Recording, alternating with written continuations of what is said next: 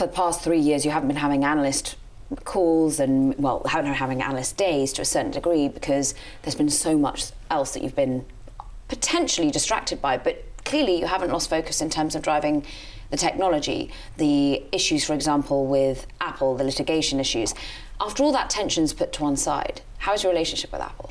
I think it's good. I mean, it's really focused on the things that the two companies naturally do well together, which is work on products. And you know, when you get engineers talking to engineers, things work out pretty well, and that's where we are today.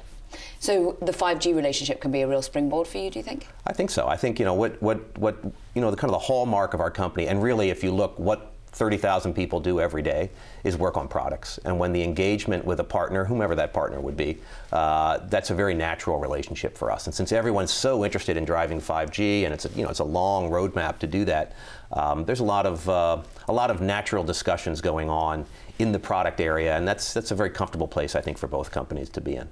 What about the discomfort of the fact that they've bought the Intel modem chip part of the business? How long do you think, therefore, this partnership will last between Qualcomm and Apple?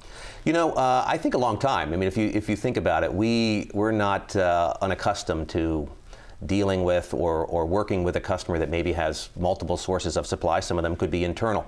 But what we find is that if we're competing, let's say, in the areas that we're very good at, and certainly we're very good at the modem, we figure out a way to continue to expand our business or continue our business. That's been true, you know, for a decade or decade plus for us, and I don't think it'll be any different here.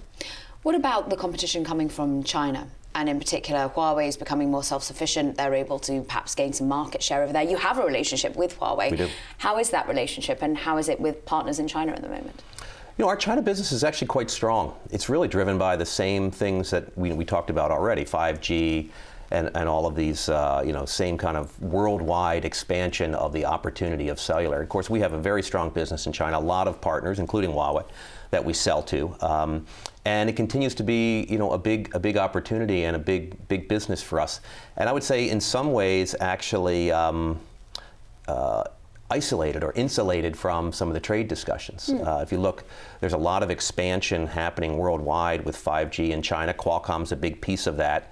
And it's a real kind of classic story of if you have technology that people want or need or you know, and you're the strongest partner or a strong partner, you have the ability to figure out ways that you can win-win. That's certainly been the case for us. So you don't feel the business has been curtailed at all? We've had a little bit of the change in the, I would say, the structure of the Chinese market as the Huawei handset business is really retrenched into China. It's changed the share a bit, and actually what people have done in reaction is they said, well, what I'm going to do is I'm going to accelerate my 5G plans, and I'm not going to spend so much time on 4G.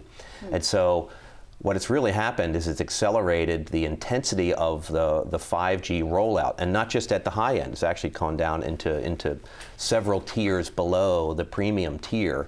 We're spending a lot of time getting the Chinese partners successful. Do you think China's ahead of the US in terms of 5G? Well, I would say not from the technology perspective. And you know, the sort of the behind the scenes look is we're all working together to make 5G. If China and the United States don't work together to make 5G an international standard, then you'll really miss an opportunity worldwide. And you're not seeing that. You're seeing people cooperate in terms of the technology. That's the standards body. But if you look at the deployment, the speed at which base stations are rolling out, China's actually going quite fast. I think I made some comments about how it was going to be 130,000 base stations by the end of the year and 1 million next year in China alone. Those are tremendously large numbers if you put it in comparison to what you see in the United States. But that doesn't mean the United States isn't going quickly as well. It's just that you're seeing, for the first time in cellular, you're seeing China and the United States launching in the same calendar year. They used to be separated by 2 years or 5 years, depending on the generation. But now everyone worldwide is trying to figure out how to get to 5G quickly, and that's been good for us.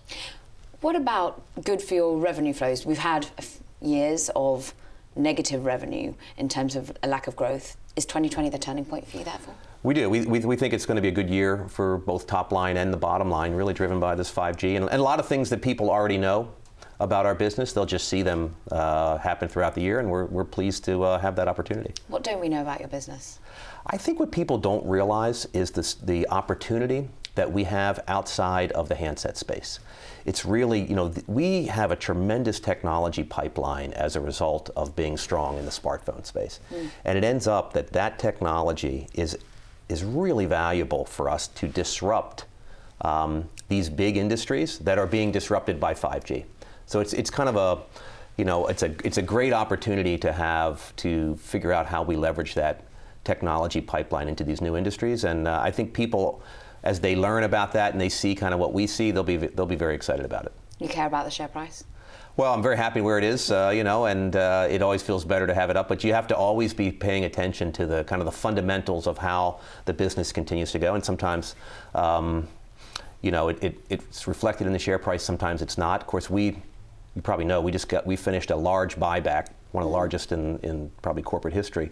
Bought back 20+% of our shares because we thought that they were undervalued, and it seems like that's going to turn out to be a good investment. And we keep driving 5G, we keep driving these opportunities. We hope it's going to be reflected in the share price.